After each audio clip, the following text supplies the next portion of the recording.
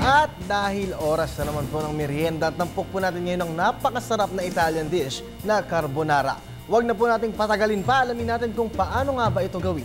Narito na po ang merienda time ni Elizabeth Catchy.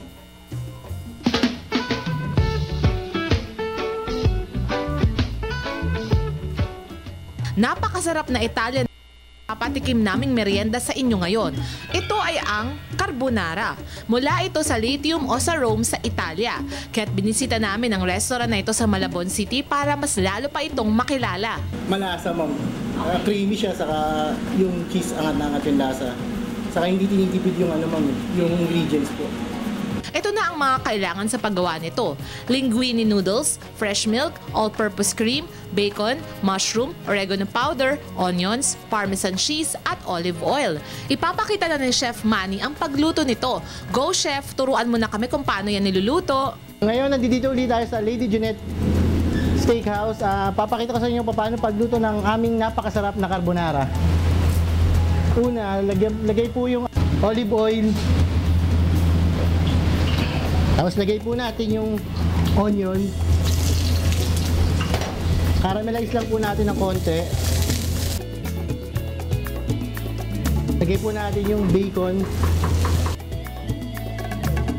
Tapos po niyan, lagay po natin yung fresh milk.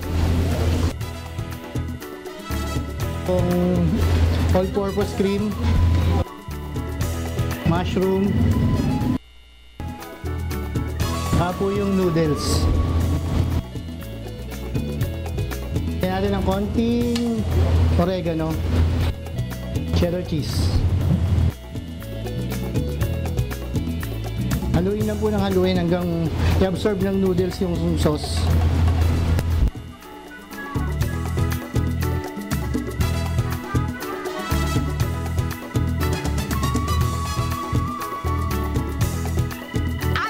Bukod tanging carbonara. Muli kaming sinamahan ng mga naggagandahang dilag ng news department na sina Grace at Majo para ito ay hatulan. Halatang nag-enjoy sila at nasarapan. 120 pesos at good for 2 persons na ito. Masarap at sulit sa budget, kaya't ano pa ang hinihintay nyo? Merienda time na! Para sa Telebisyon ng Bayan, Elizabeth Catchin.